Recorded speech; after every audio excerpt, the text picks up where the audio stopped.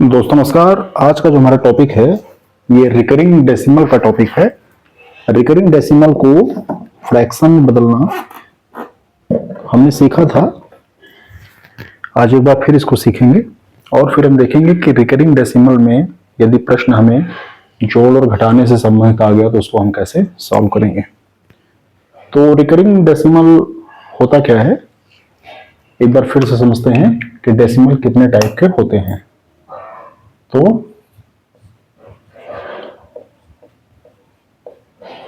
दशमलव कितने प्रकार के होते हैं, ठीक है। तो देखिए, एक होता है टर्मिनेटिंग और एक होता है नॉन टर्मिनेटिंग, ठीक है। टर्मिनेटिंग और नॉन टर्मिनेटिंग। अब नॉन टर्मिनेटिंग भी दो टाइप का हो सकता है। एक हो सकता है नॉन टर्मिनेटिंग और साथ में रिपीटिंग, और एक हो सकता है नॉन टर्मिनेटिंग और साथ में नॉट रिपीटिंग, ठीक है। ये जो आप मेरा पिछला वीडियो देखेंगे नंबर सिस्टम का, तो उसमें मैंने इसको डिटेल्स में बताया है। आज एक बार इसको और समझ लेते हैं कि टर्मिनेटिंग क्या है, नॉन टर्मिनेटिंग क्या है। देखो, जैसे मुझे 41 में 5 से भाग देना हुआ तो क्या होगा, 41 भागे 5, 5/40, एक आया, भागफल जाएगा तो नहीं जाएगा, दशमलव बढ़ाएंगे, 5 दूनी 10, कितना आया 8.2। जब हम किसी फ्रैक्शन को डेसिमल में चेंज करेंगे और हमें एक सटीक आंसर मिले, सटीक आंसर कैसे मिलेगा, हम जब भाग देंगे तो हमें फाइनली हमारा भाग सॉल्व होगा और हमें रिमाइंडर में 0 मिलेगा, ठीक है। तो रिमाइंडर में 0 मिल गया तो एक पॉइंट पे जाके वो डेसिमल हमारा समाप्त हो जाएगा, वो हमारा भागफल समाप्त हो जाएगा। तो हम ये पक्के तौर पे कह सकते हैं कि 41/5 जो है वह 8.2 के बराबर है, इसमें कोई डाउट नहीं है। लेकिन अगर 100/3 है और इसे आपको दशमलव में चेंज करना पड़ता है, और क्या करेंगे, 100 में 3 से भाग करेंगे, 3 त्रिक का 9, 3 त्रिक का 9, दशमलव बढ़ाएंगे, 3 त्रिक का 9, फिर 3 से भाग ले जाएंगे। इसी तरह जब आप बार बार करते जाएंगे ना, तो आपको हमेशा शेषफल में एक फिक्स नंबर बार बार मिलेगा, वही नंबर हमेशा आपको एक मिल रहा है। तो जब एक ही संख्या बार बार मिल रही है तो भागफल भी एक ही संख्या जाएगी। तो हम देख रहे हैं कि ये 33.33 कहां तक, अनंत तक, कहां तक, अनंत तक। तो हम देख रहे हैं कि हमने इसमें हमको रिमाइंडर 0 नहीं मिला।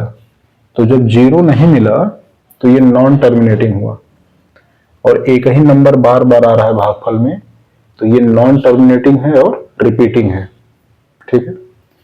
ऐसा भी हो सकता है कि एक ही नंबर न मिले, नंबर चेंज करके दूसरा कुछ भी मिल सकता है। उस केस में क्या होगा, उस केस में फिर ये नॉन टर्मिनेटिंग होगा और नॉन रिपीटिंग होगा, ठीक। तो आइए देखते हैं।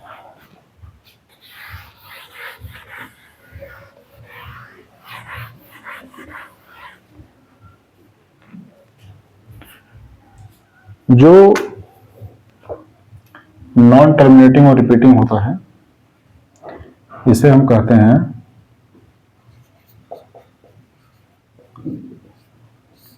आवर्त दशमलव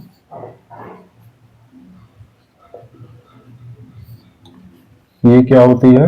ये परिमेय संख्या होती है। ये क्या होती है? ये परिमेय संख्या होती है। ये परिमेय संख्या क्यों होती है? क्योंकि इसे हम P बाई Q के रूप में लिख सकते हैं, जहां पे Q का मान 0 के बराबर नहीं होना चाहिए।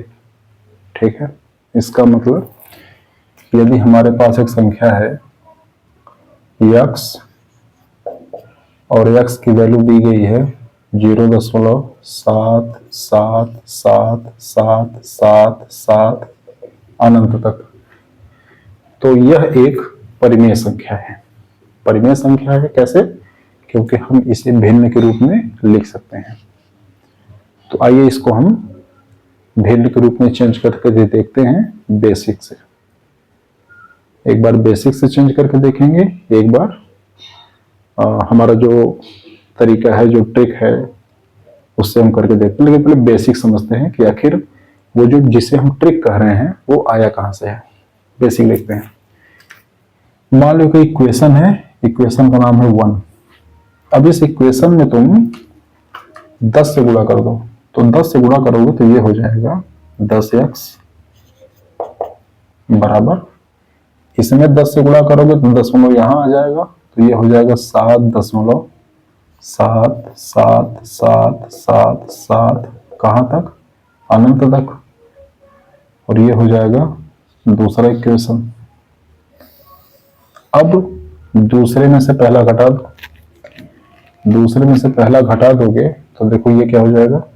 ये हो जाएगा 10x माइनस x, और ये क्या हो जाएगा? 7.7777 माइनस 0.7777। इसे मैं डायरेक्ट घटा के 7 लिख देता, लेकिन मैं डायरेक्ट नहीं घटा रहा हूं, मैं आपको कॉन्सेप्ट समझा रहा हूं। तो देखो ये 10x में से एक x गया तो कितना आया? 9x बराबर 7.7777 में से 0.777 ये घटाएंगे तो यहाँ 7 बचेगा। कैसे बचेगा? ऐसे बचेगा कि ये जो नंबर है इसे लिख सकते हो 7.7777 अनंत तक, और क्या घटाना है? माइनस 0.777 ये घटाना है। तो ये प्लस ये माइनस कट जाएगा तो 7 बचेगा, वही 7 मैंने यहाँ डायरेक्ट लिख दिया। तो यहां से ये x की वैल्यू कितनी आ गई? ये x की वैल्यू आ गई 7/9। ये x की वैल्यू कितनी आ गई? 7/9 आ गई।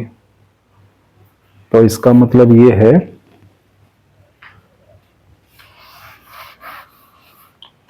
कि जो हमने x बराबर 0.7777 ये लिखा था, ये किसके बराबर है? ये 7/9 के बराबर है। ठीक है, और 7/9 एक परिमेय संख्या है। क्यों? क्योंकि हम इसे P बाई Q के फॉर्म में लिख पा रहे हैं, और Q की वैल्यू 0 के बराबर नहीं है, तो ये क्या है? ये एक परिमेय संख्या है। ठीक है,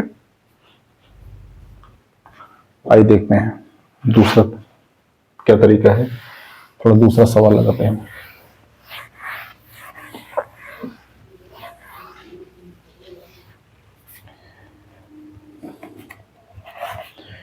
दूसरा यह है कि अब एक संख्या है x बराबर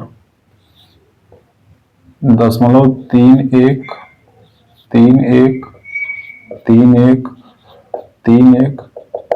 ठीक है, ये इक्वेशन नंबर 1 है। देखिए वहां पे एक अंक रिपीट हो रहा था, तो हमने 10 से गुणा किया, क्योंकि हमारा दशमलव एक अंक आगे खिसक गया और हमने उसको घटा लिया। यहाँ पे 2 अंक रिपीट हो रहा है, 313131। तो जब 2 अंक रिपीट होगा तो हमें दशमलव को 2 अंक खिसकाना पड़ेगा, और दशमलव 2 अंक खिसकाने के लिए हमें 100 से गुणा करना पड़ेगा।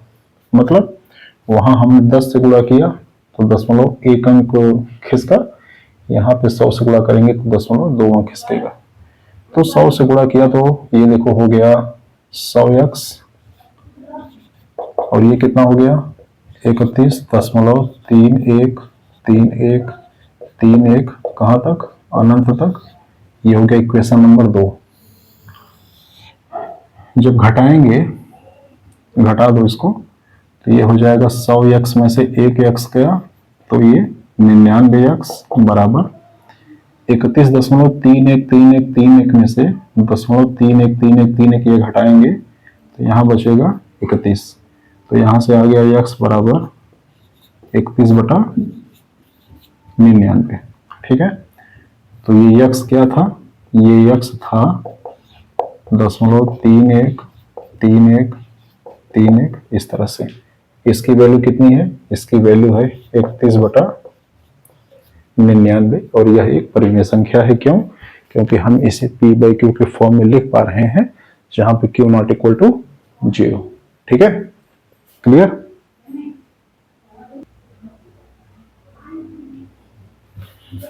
अब आइए देखते हैं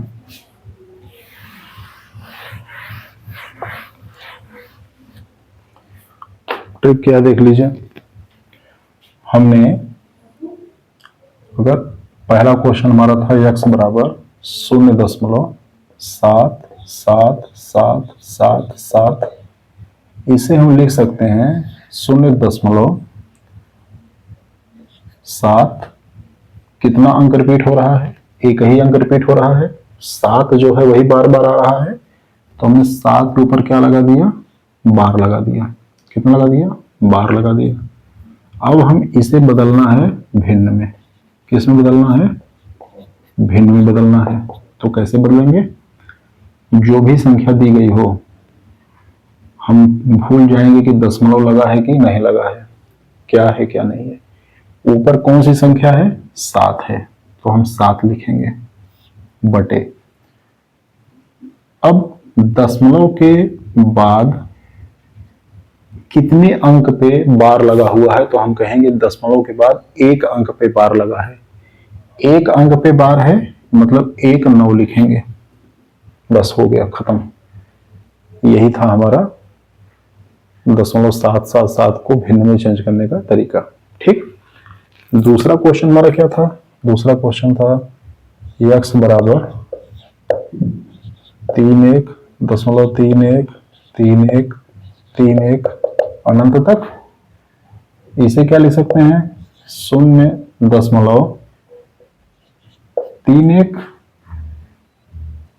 कितने नंबर रिपीट हो रहे हैं, तो 2 नंबर रिपीट हो रहे हैं, 3131313131। 2 अंक रिपीट हो रहे हैं तो हम 2 अंक पे बार लगाएंगे। ठीक, अब इसे बदलेंगे भिन्न में। कौन सी संख्या है, 31। दशमलव को ध्यान में नहीं देना है कि कौन सी संख्या है, 31। दशमलव के बाद कितने अंक पे बार लगा है, तो आप कहेंगे 2 अंक पे बार लगा है, तो 2 अंक पे बार है, इसका मतलब 2 बार 9 लिखेंगे।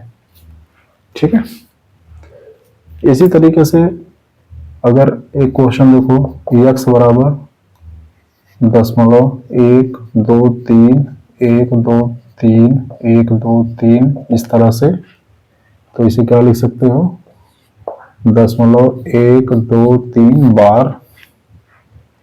और भिन्न में कैसे चेंज करेंगे, 123 भागे दशमलव के बाद 3 अंक पे बार लगा है तो 3 बार 9। 3 से डिवाइड करेंगे, 3 चौका 12, 3 एक्का 3,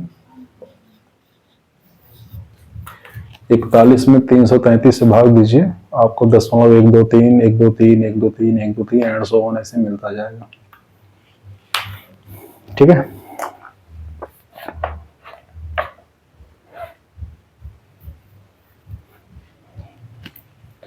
तो यहां से आप फॉर्मूला लिखना चाहें तो लिख लीजिए।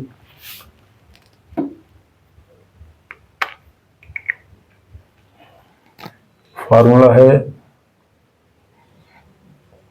दशमलव a बार, इसे चेंज करना है फ्रैक्शन में, तो ये हो जाएगा a/9। दशमलव a बी बार है तो ये हो जाएगा ए बी अपान 99। ठीक है। अगर दशमलव ए बी सी और तीनों पे बार है तो क्या हो जाएगा ए बी सी अपान 999। अगर ए बी सी और केवल बी और सी पे बार है तब क्या होगा, तब हो जाएगा A B C minus A upon 99 और 0। दो अंक पे बार है तो दो ही 9 लिखेंगे। ठीक है, क्लियर।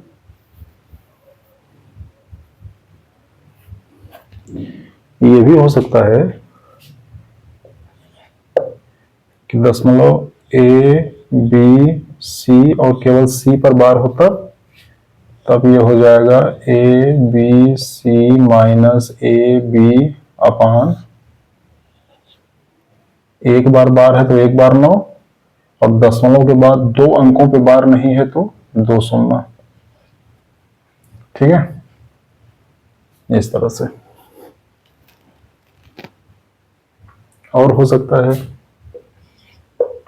दशमलव ए बी बार, ये क्या होगा ए बी माइनस ए अपान 9 0। तो ये सब केसेस हैं, इसको रटने की आवश्यकता नहीं है। कॉन्सेप्ट ये है, ये तीनों मैंने आपको बताया, ये नहीं बताया। जो भी संख्या हो ए बी सी उसको यहां लिखेंगे, माइनस किस पे बार नहीं है तो हम देख रहे हैं कि ए पर बार नहीं है तो ए को घटा देंगे, बटे दशमलव के बाद दो अंक पे बार है तो 2 बार 9 और एक अंक पे बार नहीं है तो एक बार 0।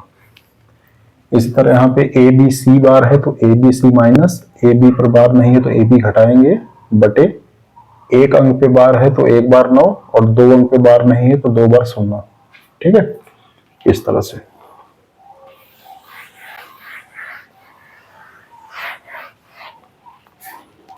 अब आइए देखते हैं, क्वेश्चन है 0.3 बार, 0.6 बार, 0.7 बार और 0.8 बार। ठीक है, इसे जोड़ना है तो देखो ये हो जाएगा 3/9, ये हो जाएगा 6/9, ये हो जाएगा 7/9 और ये हो जाएगा 8/9। क्या हो जाएगा, जोड़ो इसको, 3 और 6 9, 9 7 16, 16 8 24/9। भाग करेंगे तो क्या आएगा, 3 से काटो, 3 त्रिक का 9 और 3 बटे 24, 8/3। कितना आया, 8/3। अब इस बात का ध्यान देंगे कि ऑप्शन में आपको 8/3 नहीं दिखेगा, तो इसको आप डिवाइड करेंगे तो ये हो जाएगा 3 दूनी 6,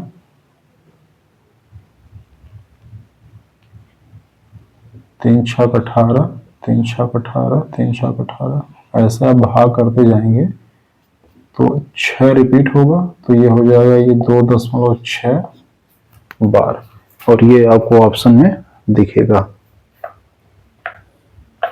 ठीक है, 2.6 बार ये आपको ऑप्शन में दिखेगा। एक काम आप और कर सकते हैं लेकिन करिएगा मत। 8 7 15, 15 6 21, 21 3 24, ऐसे जोड़ने की गलती मत करिएगा। ठीक है, आइए अगला क्वेश्चन देखते हैं।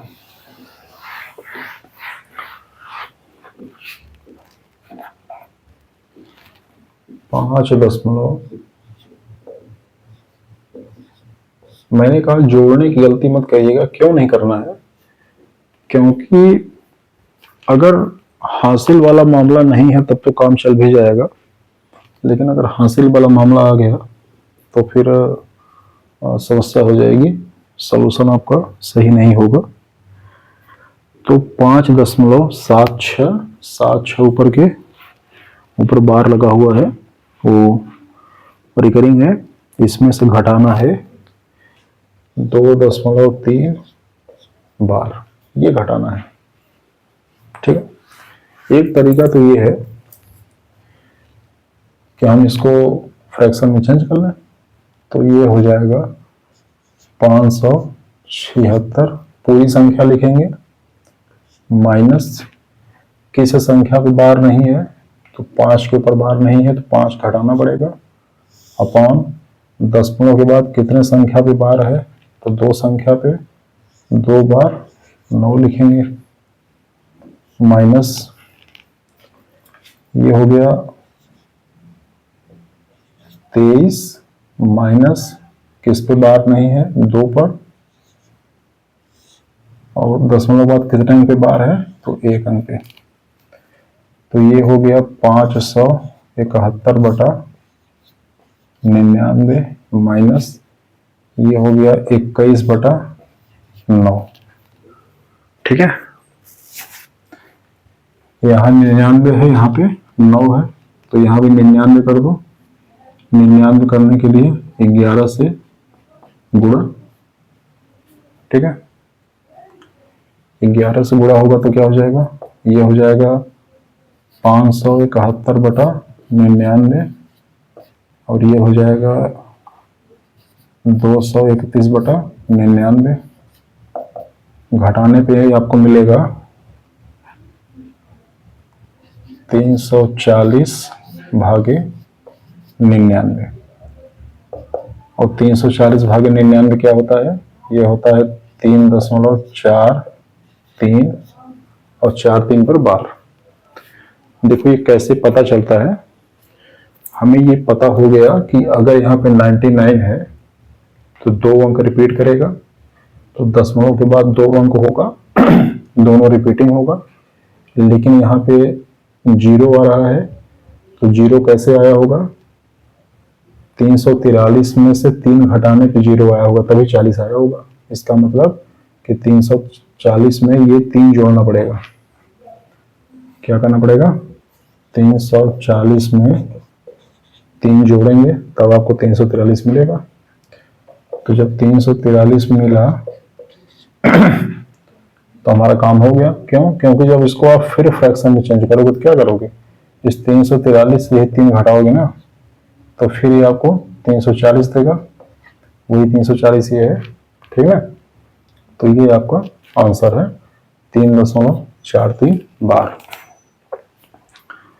अगर ये नहीं करना चाहते हैं तो दूसरा तरीका देखो क्या है, इसका आंसर हम नोट कर लेते हैं 3.43 बार। दूसरा तरीका देखो क्या है लगाने का,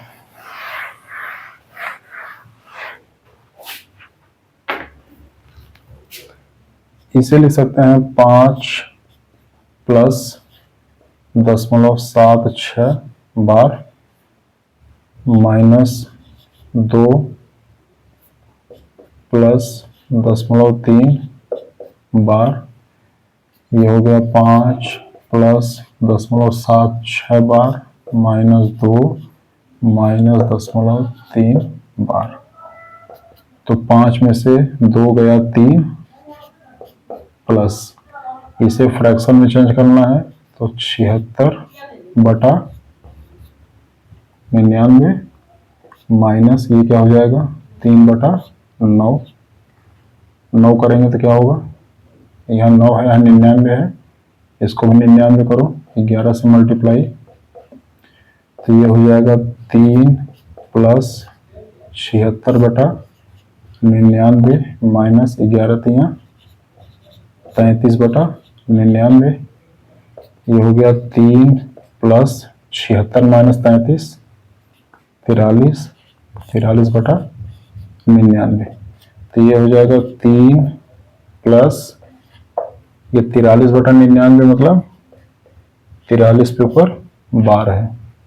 ठीक है, तो ये कितना आया, ये आया 3 प्लस 0.43 बार मतलब 3.43 बार। इस तरह से भी कर सकते हैं। एक तरीका और है लगाने का, उसको भी देखो।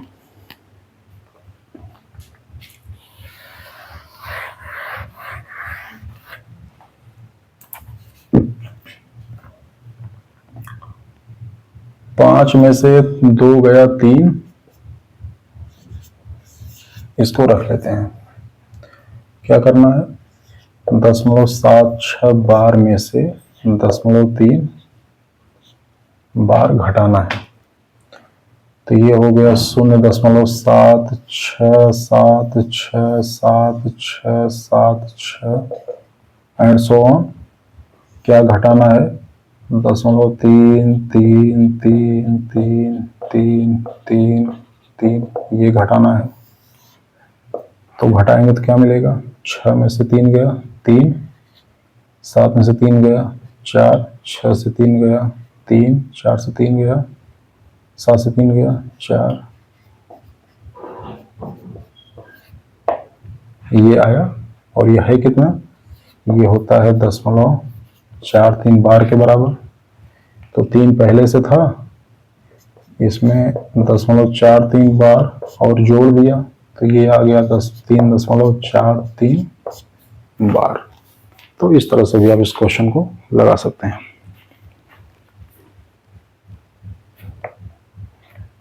ठीक है,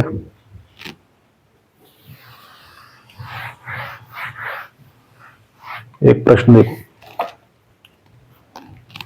प्रश्न है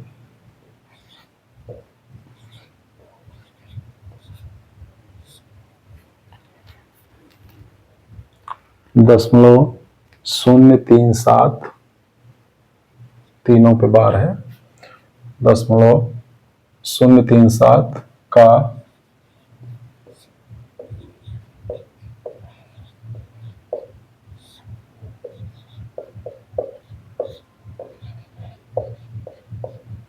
घनमूल ज्ञात करो। ठीक है, बढ़िया क्वेश्चन है, देखो कैसे होगा ये। पहले इसको चेंज करेंगे फ्रैक्शन में, तो फ्रैक्शन में चेंज करेंगे तो क्या हो जाएगा, संख्या क्या है 37 बटा दशमलव के बाद कितने अंक पे है, दशमलव के बाद 3 नंबर पे बार लगा हुआ है, तो 3 बार 9। ठीक है, अब ध्यान से देखना, तो 37 तिया 111 होता है, तो इसे हम लिख सकते हैं 37 बटा 9 गुणे 111। तो ये क्या हो गया, 37 तिया 111, तो ये आ गया 1/27। मतलब इसकी वैल्यू मिल गई 1/27 और इसी का घनमूल निकालना था। मतलब हमें 1/27 का घनमूल निकालना है। 1/27 का घनमूल निकालना है, तो निकालेंगे घनमूल, क्या होगा, 1 का घनमूल 1 और 27 का घनमूल 3, 1/3, 1/3 मतलब 0.333 एंड सो ऑन, मतलब 0.3 के ऊपर बार लगा हुआ है। ठीक है, तो 0.037 का घनमूल हुआ 0.3 बार। बढ़िया सवाल था।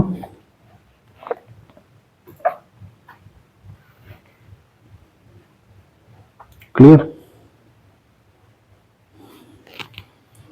अब एक और क्वेश्चन है,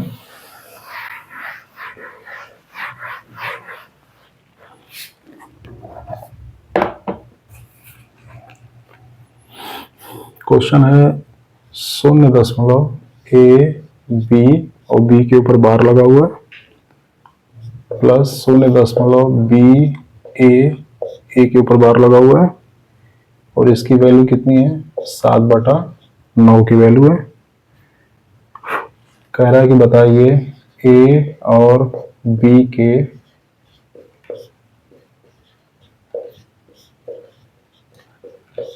कितने जोड़े संभव हैं। ऑप्शन है 5, 4, 3, 1। 5, 4, 3, 1। तो आपको करना क्या है, आपको इस सवाल का जो आंसर है वो कमेंट बॉक्स में देना है। आप चाहें तो क्वेश्चन सॉल्व करके उसका फोटो क्लिक करके भी आप कमेंट बॉक्स में डाल सकते हैं, टैग कर सकते हैं। लगाने की कोशिश करिएगा। अगर नहीं लगेगा तो आप बताइए, इसका सलूशन आपको दिया जाएगा। नमस्कार।